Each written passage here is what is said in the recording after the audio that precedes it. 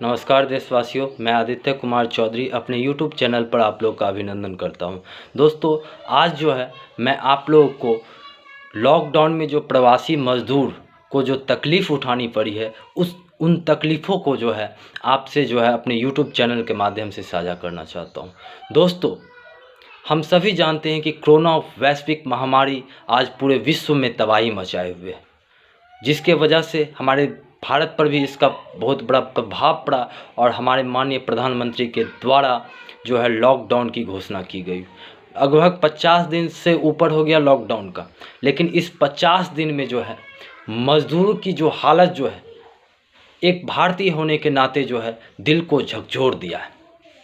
दोस्तों, मज़दूरों की ऐसी हालत को देख करके जो है एक बात तो क्लियर हो गया है कि 73 वर्ष बीत जाने के बाद भी जो हमारे देश में गरीबी, भुखमरी और बेरोज़गारी ये एक अहम जो है मुद्दा बन गया है, एक बहुत ही ये गंभीर समस्या है। और जब तक हम ये तीनों समस्या को हम ख़त्म नहीं कर देते तब तक नए भारत की कल्पना करना, भारत को विश्व गुरु बनाना, भारत को सोने की चिड़िया के रूप में फिर से देखना, इसको अगर हम कह रहे हैं तो ये जो है हम गलत कह रहे हैं। ये सपना देखना बेकार होगा। जब तक गरीबी, भुखमरी और बेरोजगारी को हम दूर नहीं करेंगे तब तक नव भारत का निर्माण संभव नहीं है। इसलिए दोस्तों, ये कोरोना वैश्विक महामारी जो है ये स्पष्ट रूप से क्लियर कर दिया कि आज प्रवासी मजदूर का जो वास्तविक स्थिति है और सामाजिक जो इनको उत्पीड़न का जो सामना करना पड़ता है ये पूरा क्लियर हो गया है, हम लोग के सामने क्लियर है। हम देख रहे हैं लॉकडाउन होने के 2-3 दिन बाद से ही किस तरीके से दिल्ली के आनंद विहार बस स्टैंड में हज़ारों की संख्या में मज़दूर जो है इकट्ठा हो गए थे घर को वापस आने के लिए। उसके बाद बहुत सारे मज़दूर साइकिल से ही, पैदल ही जो है अपने घर जो है अपने राज्य वापस आने के लिए पैदल ही चल दी। क्यों? यहाँ पर एक सवाल प्रकट होता है। दोस्तों, सबसे पहला तो आज ये मज़दूर की जो स्थिति है हम न्यूज़ में भी देख रहे हैं, न्यूज़पेपर, और उसके बाद सोशल मीडिया पे भी देखने को मिल रहा है कि इधर कुछ दिनों में जो है बहुत सारे दुर्घटना में हमारे मज़दूर भाइयों की मौत हुई है। दूसरा नंबर कि मज़दूर जो दूसरे स्टेट से पैदल अपने कोसों दूर जो उनका घर है वो वापस जो आ रहे थे, इस बीच रास्ते में भूखे प्यासे वो आ रहे थे तो थक के मारे जो है वो एक पटरी पर सो गए। और ये घटना कुछ दिन पहले की घटना है, पटरी पे सो गए और उन्हें ये जानते हुए कि लॉकडाउन है, लॉकडाउन में ट्रेन का परिचालन बंद है, लेकिन क्या पता उन्हें कि अगला सुबह उनका मौत आने वाला है। और फिर अगला सुबह जो है एक मालगाड़ी आई और उनको रोनते हुए चले गए। 2-3 दुर्घटना भी हुए हैं, सड़क दुर्घटना, जिसमें कितने मज़दूरों की मौत हुई है। कितने मज़दूर पैदल चलते चलते जब घर तो पहुंच गए लेकिन डिहाइड्रेशन की वजह से उनकी मौत हो गई। कितने मज़दूर भूखे प्यासे ही जो है अपना दम तोड़ दिए। कितने मज़दूरों को दिल का दौरा पड़ गया। ये जिस तरीके से प्रवासी मज़दूर को जो ये हालत हुई है ये हम सभी भारतीयों को ये सोचने पर मजबूर करती, हम सभी को सोचने पर मजबूर करती। प्रवासी मज़दूर बीमारू राज्य से, जैसे बिहार, झारखंड, ये सब राज्य से पिछड़ा राज्य है, यहाँ से हज़ारों के लाखों की संख्या में मज़दूर जो है भारत के पश्चिमी राज्य में जाते हैं काम करने के लिए। दिल्ली, तेलंगाना, पश्चिमी और उत्तरी राज्य में जाते हैं काम करने के लिए, जैसे दिल्ली, तेलंगाना हो गया, आंध्र प्रदेश हो गया, राजस्थान हो गया। और वही मेहनत करते हैं, उन्हीं के मेहनत के वजह से उस राज्य का जो है विकास होता है। और जब राज्य का विकास होता है तो हमारे भारत का विकास होता है। हमारे भारत के अर्थव्यवस्था का हम कह सकते हैं कि हमारे देश के मज़दूर जो है हमारे भारत के अर्थव्यवस्था के इंजन है। लेकिन इस वैश्विक महामारी ने जिस तरीके से मजदूरों का जो हाल हुआ है,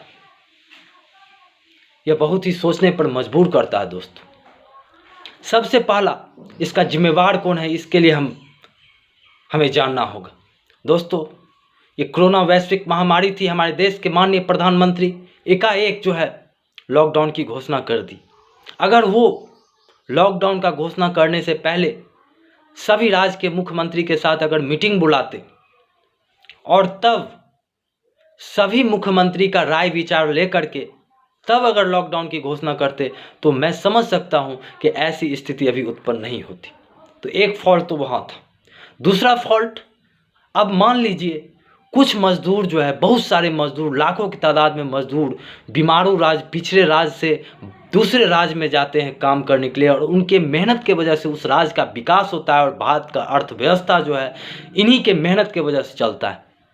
अब मान लीजिए एकाएक विकट समस्या आ गया, विपदा आ गई, तो इस विपदा में क्या उस स्टेट गवर्नमेंट का ये दायित्व नहीं है जहां वो मजदूर काम करते हैं कि उनको रोका जाए, उनको रहने का, खाने का व्यवस्था करे?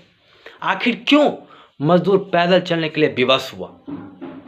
क्या मजदूर को उस राज्य सरकार जहां वो काम करती थे उन पे विश्वास नहीं था? और नहीं था विश्वास तो क्यों नहीं था?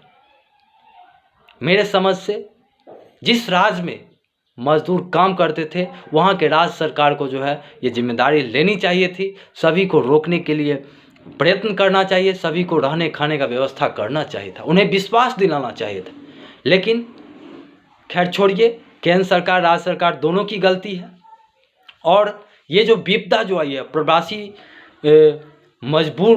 प्रवासी जो है मजदूर का जो ये दुर्दशा का जो पता जो चला है सोशल मीडिया पे, बहुत सारा ऐसी तस्वीर देखने को मिला है जो देखते ही रोंगटे खड़े हो जाते हैं उस तस्वीर को। एक माँ जो है ट्रॉली वाला बैग जो होता है उस पे बच्चे को सुलाई हुई है। ट्रॉली बैग जो है ट्रेन का डिब्बा बना हुआ है और वो सवारी बन के वो बच्चा उस पे सोया हुआ और माँ उसको ढो रही है। कितने भूखे प्यासे मजदूर जो है पैदल कोसों किलोमीटर दूर जो घर आने के लिए विवश है। और दूसरी बात मैं बिहार की भी करना चाहता हूँ। हमारे बिहार में 15 साल लालू जी का राज रहा, 15 साल नीतीश जी का राज रहा और उस 1990 से पहले कांग्रेस का राज रहा। लेकिन हमारे बिहार में अभी भी लाखों मजदूर क्यों बाहर जाते हैं काम करने के लिए? हमारे बिहार में अभी भी उद्योग क्यों नहीं? जितने भी उद्योग हैं वो भी बंद पड़ा है। क्या सरकार को इस चीज़ पे ध्यान नहीं देता है, ध्यान नहीं जाता है?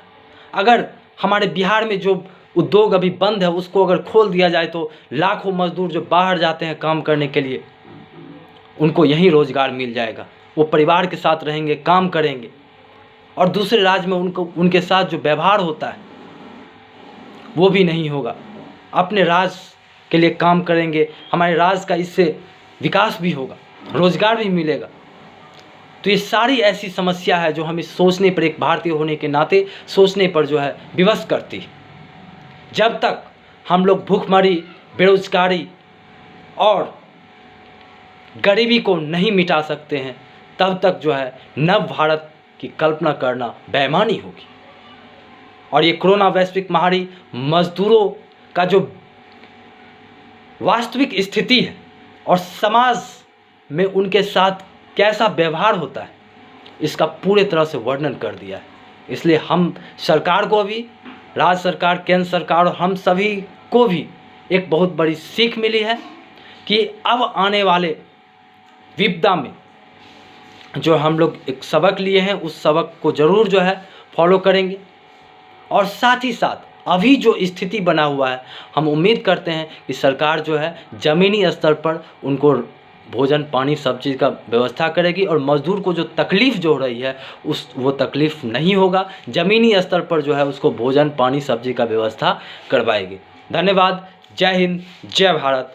आप लोग अगर मेरे चैनल को सब्सक्राइब नहीं किए हैं तो सब्सक्राइब कर दीजिए और इसको शेयर भी कीजिए। धन्यवाद। जय हिंद, जय